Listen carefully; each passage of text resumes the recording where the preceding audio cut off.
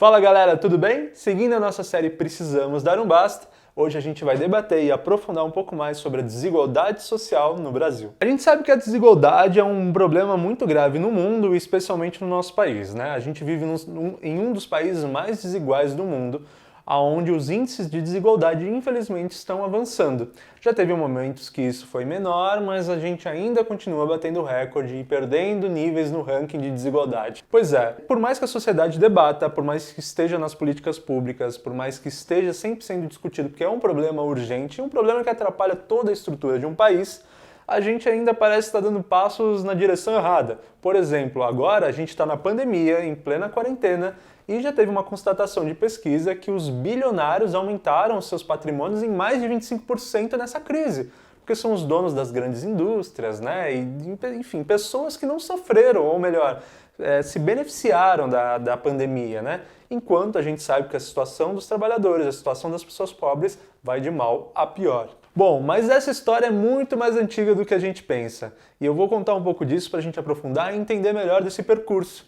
Lá atrás, quando os portugueses chegaram aqui na nossa terra, onde estavam os índios, foi um primeiro choque de desigualdade social. A gente sabe que os recursos, dos europeus era bem diferente. As tecnologias embarcadas, o que eles já tinham desenvolvido, estava muito à frente do que os índios tinham aqui dentro da nossa terra.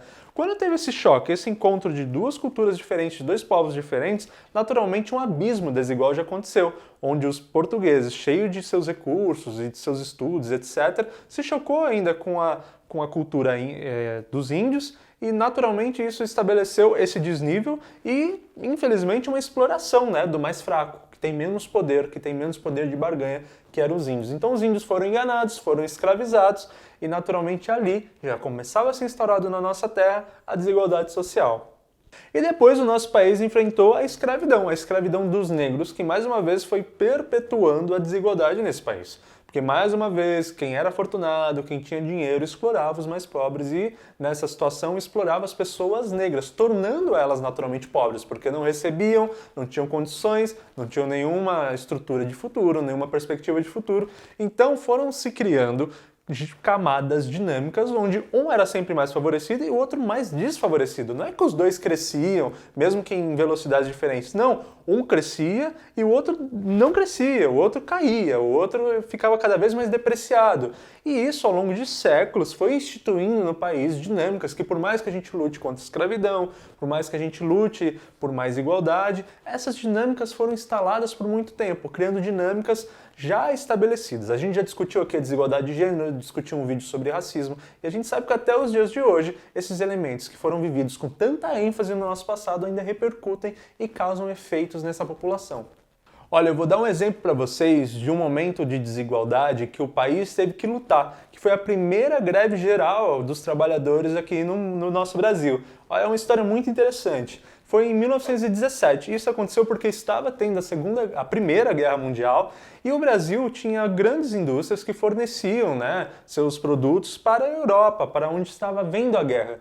Com a iniciação da guerra, a demanda ficou muito maior e os trabalhadores da nossa indústria tiveram que fazer ainda mais jornadas de trabalho sem receber mais salário. Ou seja, só aumentou, começaram a trabalhar 12 horas por dia pelo mesmo salário. E qual que era a questão?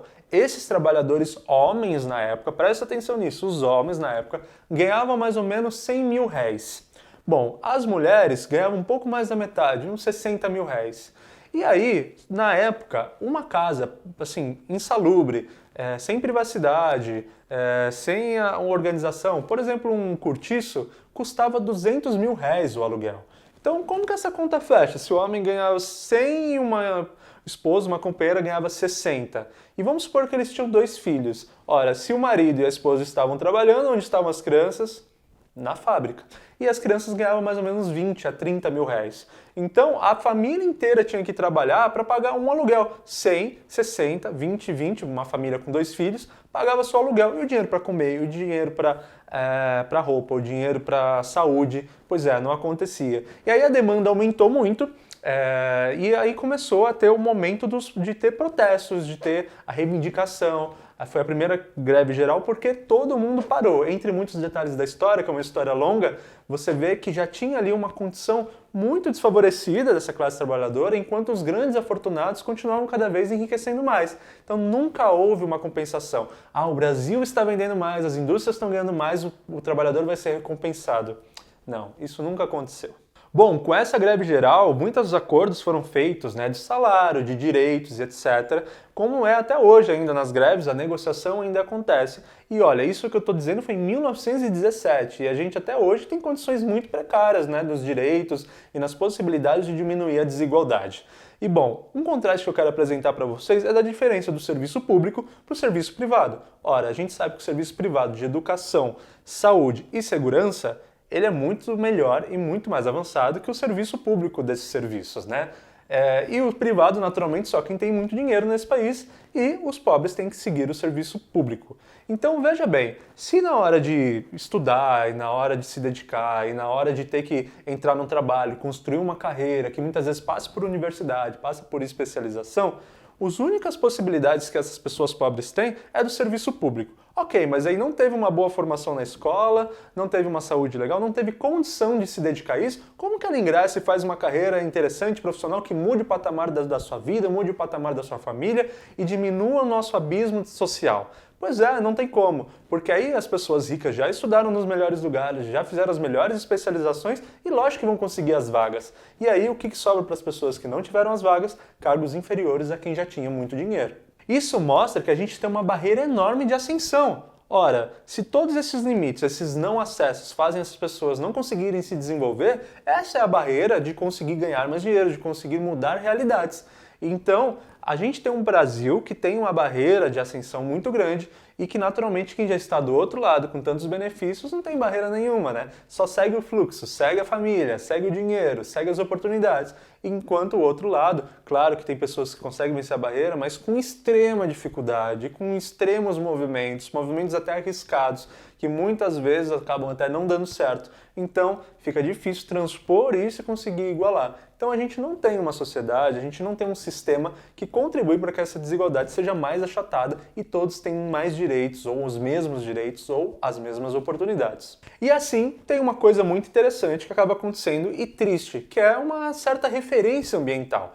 Muitas pessoas de famílias pobres não têm interesse de fazer uma faculdade, porque os pais não fizeram, ninguém da família fez, está todo mundo vivo, está todo mundo pagando suas contas, então naturalmente cria uma tendência, não precisa, não é para mim, até um reconhecimento, não é para mim, não é um lugar que eu posso estar, não é um lugar pra gente. Bom, e essas crenças que infelizmente ficam dentro, por influência realmente de um lugar, de um mundo, de um país opressor, vai deixando com que essa camada pobre realmente vá se acomodando e vá aceitando certos lugares. Claro, é algo inconsciente, é algo que pressiona, porque a dificuldade também é muito grande e é triste. Então, cada vez mais com as políticas públicas, com pessoas que estão a fim de falar sobre isso, sobre movimentos sobre isso, a gente quer e vê pessoas pobres vendo que é possível. E a gente quer que políticas públicas também mostrem, deem oportunidade disso ser possível.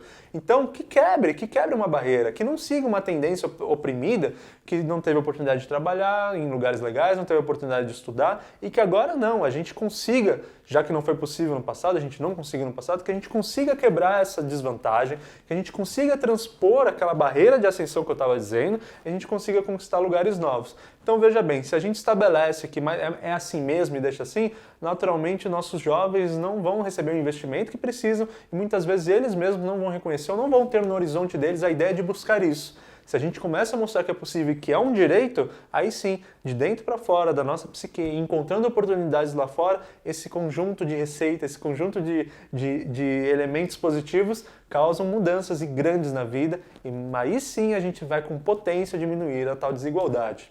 O que eu quero deixar para vocês é o raciocínio de que a desigualdade social ela é tão proporcional quanto as oportunidades ou as não oportunidades que as pessoas mais pobres têm. Então, quanto mais a gente tiver essa barreira fortificada, difícil de ser ultrapassada, difícil de ser vencida, a gente sempre vai manter uma população pobre como pobre e a população rica apenas sendo cada vez mais afortunada. Não é isso que a gente deseja. A gente deseja que o dinheiro esteja nas mãos de mais pessoas, né? Até porque chega um ponto que uma pessoa rica não tem mais o que gastar. Não há como gastar tanto, não há como destinar esse dinheiro a tanto. Então não é que a gente ache um defeito ser rico, não é que a gente tenha que pensar que ser rico é algo ruim. Não, mas se a gente pensar que se esse dinheiro tivesse também muito na mão de mais pessoas pobres, mais pessoas trabalhadoras, essa pessoa rica não ia perder o direito de usufruir do que quiser e essa pessoa pobre ia ter muitos mais benefícios. Então, isso são políticas públicas que devem equilibrar as contas e devem equilibrar as oportunidades para que todos tenham o direito de pelo menos ter uma qualidade de vida maior e melhor. Claro que sempre vai haver diferença, pessoas mais ricas e menos ricas, mas quando a gente tem pessoas realmente pobres, ainda sofrendo com doenças super simples